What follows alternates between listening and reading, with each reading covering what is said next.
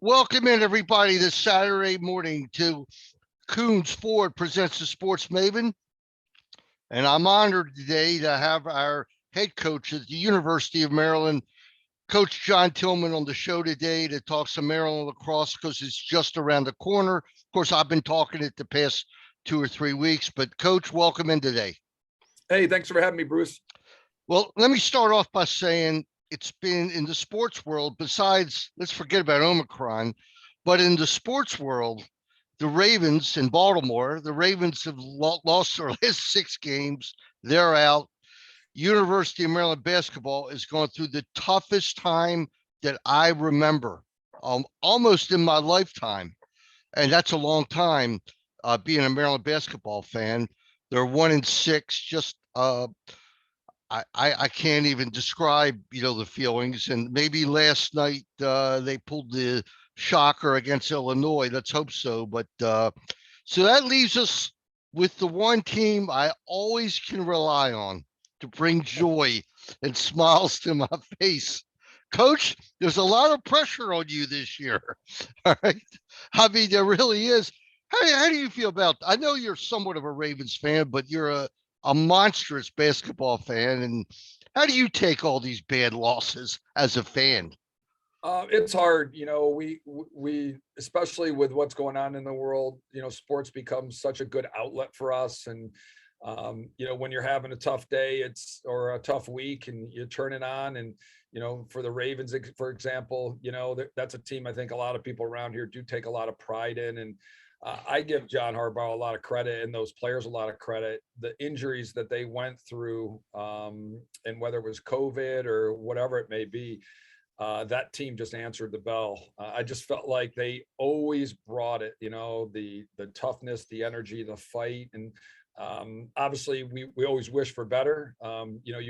It's nice when they win because it does bring a smile to your face for a little bit. But I think we all do appreciate effort and people that are giving their all. So I've been talking to our guys about that.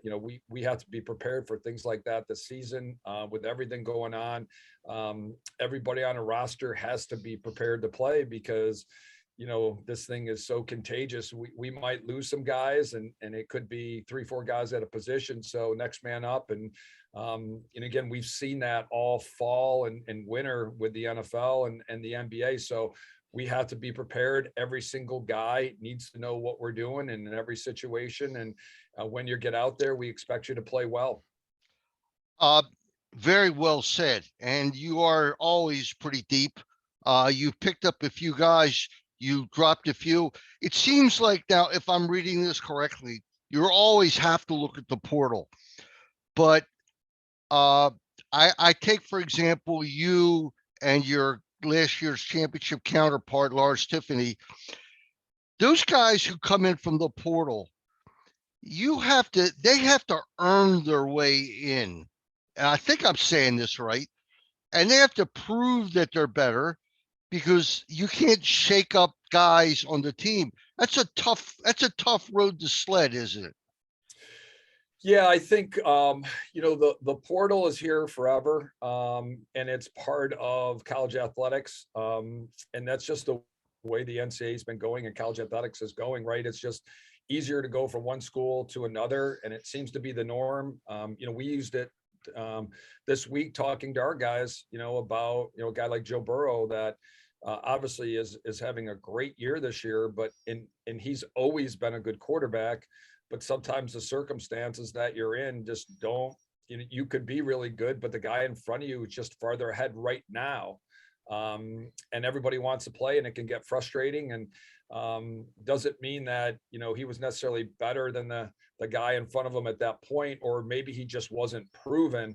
But man, when he got his opportunity, he found the right place and had a great year and won a championship, and that was doing really well. That's something that I think everybody sees in every sport. So knowing that, sometimes it's just circumstance, you just happen to have a really, really good player in front of you, and you might not have the ability to get on the field.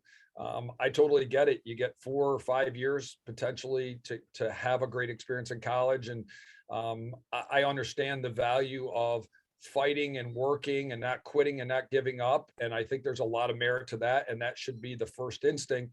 But there are times where maybe you're just, maybe 2 years younger than some other guys, and they're just more comfortable in, maybe the offense or the defense that you're running.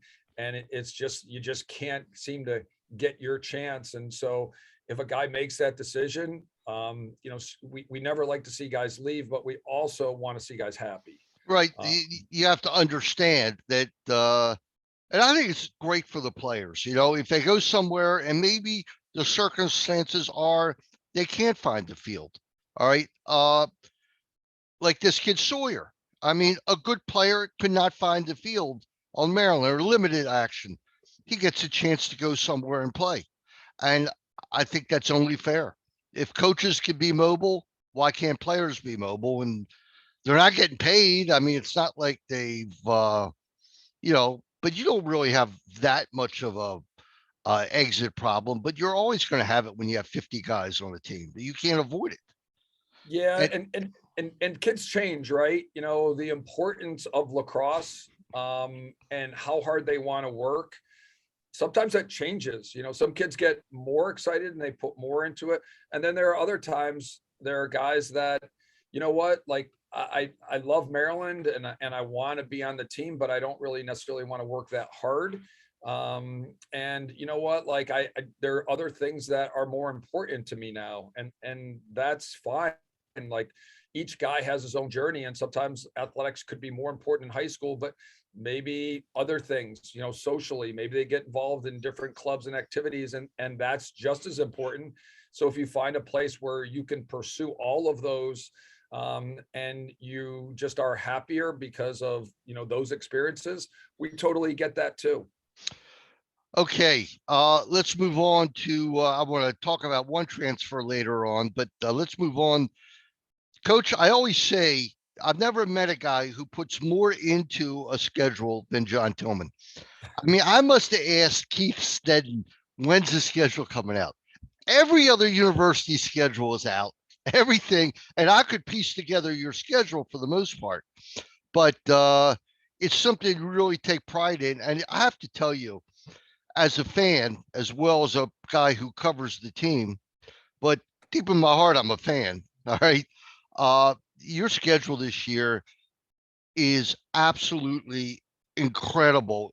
They even wrote about it in Inside Lacrosse I was reading yesterday, that the schedule's beyond belief who you're playing. You have not, you know, adding Syracuse to it. Was that from you, or did they call?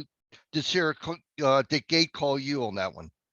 No, there were some conversations, over the summer, obviously with the coaching change and, seeing guys, and I've known Gary forever. We played together in the club time frame a long time ago when we were younger in the 90s. And then Was he hard to guard in practice? oh yeah, we played indoor together, and he was the best player in the league. He's the best player I played with, and I've seen. Just a tremendous player, and saw him on circuit, and obviously have a good relationship with him, and talked to Coach Petrobal as well, and David, and just through some of those conversations talked about, hey, that would be a really exciting game for fans. It would be great for both teams because you're going to be challenged. You're going to learn a lot about your team. You're going to get a huge crowd. And so when you're trying to, kind of get through the year and, reach your potential, those tough games, sometimes they don't go well. Sometimes some parts of the game go well, some don't, but they do reveal where you need to get better, and maybe where, you put more time in, or maybe where you need to kind of change some of your strategies. So I think there's a lot of value to that. You certainly have to win some of those games, or can make for a really tough situation. But we kind of talked about all the positives from there, and certainly losing the game would not be good. And that's something that both teams always have to factor in, but also feel like there's a lot to gain as well. And obviously a tough place to go up there and play, but to play in Central New York, I think it's great for our fans and our alums. And it's a unique environment that will get us ready for games down the road. Yeah, I've been waiting for that date on the schedule, and I think your competitor from formerly Johns Hopkins, Petramala, is really excited about it and really happy that it's up to you to decide, yeah, we're going to play, and be quite a challenge that day to take on two minds like Gate and Petramala. There's no doubt about it. And let me ask you something. Is Benson definitely signed on for this year? I haven't read Yep. it. Okay. Yep, he's actually in the room with me here today, so he's back. Super excited. Needed to give him a little time to kind of digest. All right. He was doing so much remotely. Last year he was kind of going back and forth. His family's still in Atlanta, so he must rack up a ton of frequent flyer miles. But he goes back and forth a ton. I really appreciate his family, the sacrifices they make, the sacrifices that he's making, just to help us. And he's been a great asset. Just creative mind, just a new set of eyes, fresh ideas, helping us continue to kind of evolve and grow and just continue to go in a different direction, which is great. But also not just the offensive stuff. He knows a lot about team dynamics, the defense, the game in general. I've met a guy that knows more about the rules and the in-game rules and some of the things that happen officiating wise and things like that, because he's got a background with that as well. So huge asset for us. And after a little bit of time of thinking about it, he was able to make it work. So we're ecstatic to have him for a whole year this year, start to finish, because I think he just did a tremendous job. I don't think people realize it's hard to come in and be a first year guy. I think it's even harder to come in after 3 weeks of practice and get to know your team and try to just kind of keep the thing going, but also maximize their potential. And I thought he did just a tremendous job there. It was a great partnership. I mean, just it was the offense was spectacular last year, even in the championship game that you fell one goal short, but it was tremendous. And also it's had to be to get somebody that quick who knew the other defenses and teams in the Big Ten, which is really what I hate to say that's what matters, but you lose one game to Virginia or Cuse or somebody. That's not like losing a conference game. Conference games you can't lose those games. You only get 5 of them, and they're so crucial to where your standings are nationally and everything. Uh, Lars Tiffany, it's funny after a couple really tough losses against UVA. So I know you have to be anxious, and the team has to be anxious to get a piece of them again. And I love the fact it's an Audi Field. Is it definitely there yet, or? We're working on that, and kind of going back to the schedule. We probably would do that different next year in terms of the release part. What our plan was, and I know everybody's excited, and I know how much lacrosse means to everybody around here. We just there's a process that you go to. You kind of talk to the teams. You lock in kind of the weekends or the midweeks, and then depending on your conference. So for us, the Big Ten, what we do is we submit that initial schedule, and we just assume Saturday for all the games, just because that's traditionally what you prepare for. And then the conference reserves the right, Big Ten Network reserves the right to move those games to either Friday or keep them Saturday or move them to Sunday. And they go through a first round, and 2 of those games got moved to Sunday right away.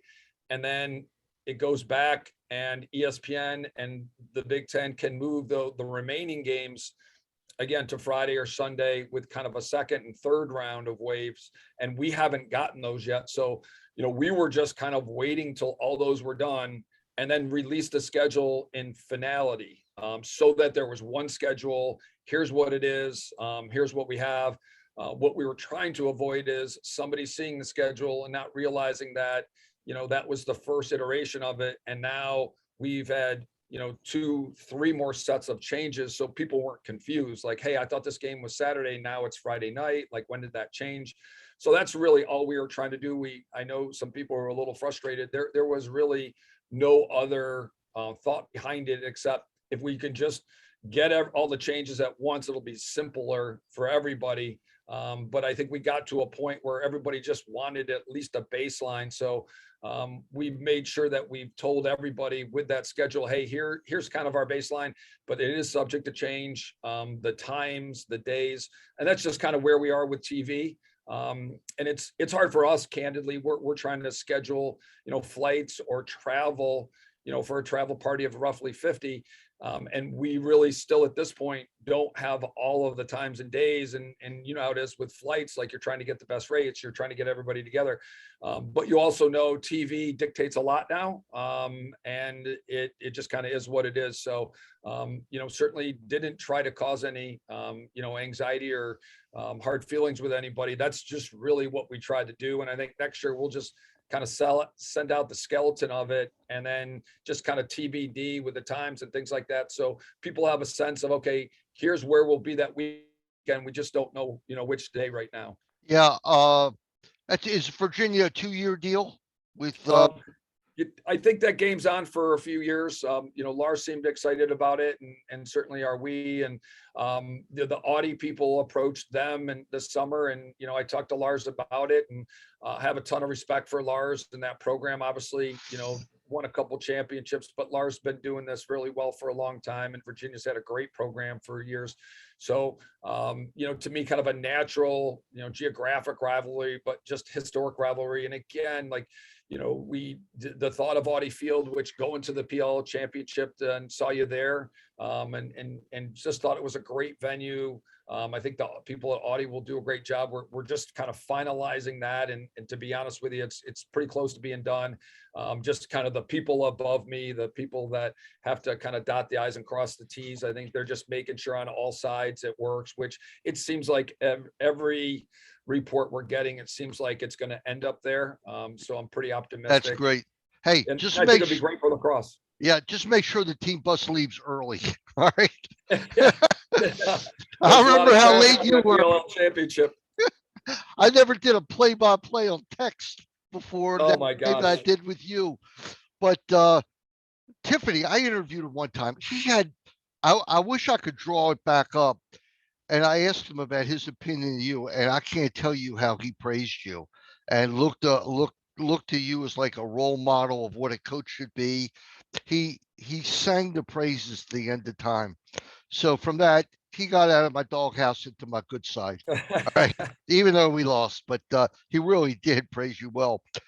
Let's get down to the team per se. First guy I got to ask about.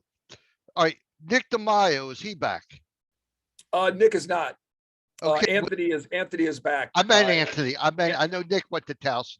Anthony. Yep, he just rejoined us, and he obviously is a unique guy because he redshirted that first semester in 2017. That spring, came in January, kind of what football calls that gray shirt. And Anthony, in my opinion, was, and I think anybody on that team was kind of an unsung hero. He was tremendous in practice, and says a lot about him. He was our scout team lefty all year. And he did just an incredible job. And we played in 2017, we played against a lot of good lefties. And he was that scout team guy, and he gave guys like Timmy Muller fits. So he redshirted there, and then was going to finish up last year, but obviously got the COVID year back in 2020. So it's been a long journey for him. I think for all of these guys, any guy that wants to kind of look at that extra year, we always, tell them, hey, it is a lot. We totally get it. It's a lot of work here. Just make sure you're 100% sure you want to come back for all the right reasons. And sometimes that takes some time. And knowing he had been there in that spring, he took the summer and the fall and had an internship, was out on the West Coast and did some different things for his professional development. And then decided to come back, and we're thrilled. Obviously the talent you all see, but there's so much more that, Anthony does, just leadership, his character, his work ethic, just a fun guy to be around. Right now leaning towards being a coach, and I know it'll be a great one. Hey, I'll tell you this much. Instead of wearing a number, you could put a $sign on the back of his shirt, because if you look back at big goals last year, you would look to Logan, you look to Jared, you look to everybody, and it was Anthony.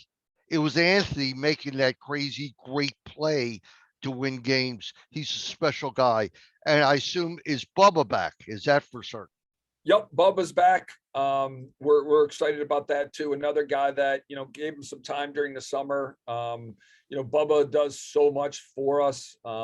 He's been a captain. So above and beyond playing, just in terms of his leadership, and he goes above and beyond for anybody that comes into his life.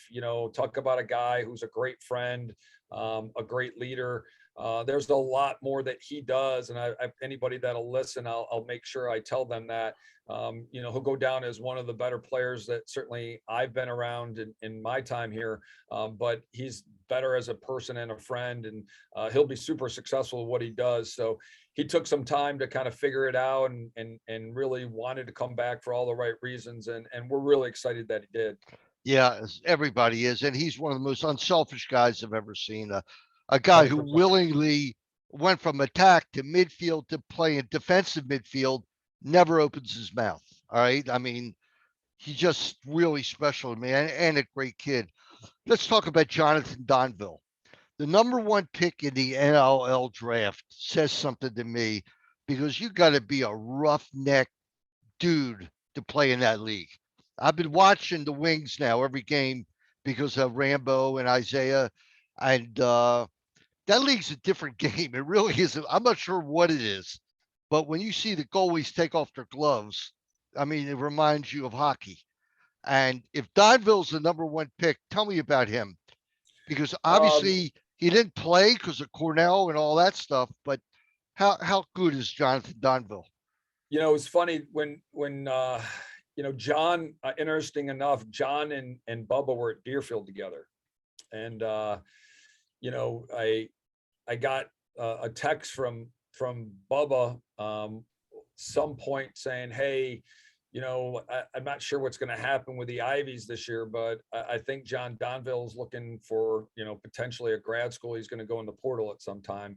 And I think there's some programs he's really interested in." And obviously I said, well, we can't do anything till, he goes in there, and we, want to be respectful for where he's at and all that. And he said, no, he knows that. And not long after, I got a text from the Cornell guys, and they were just basically saying the same thing. Hey, we talked to John, and he's interested in pursuing, some grad programs that we don't have here. We totally get it. We'd love to have him back.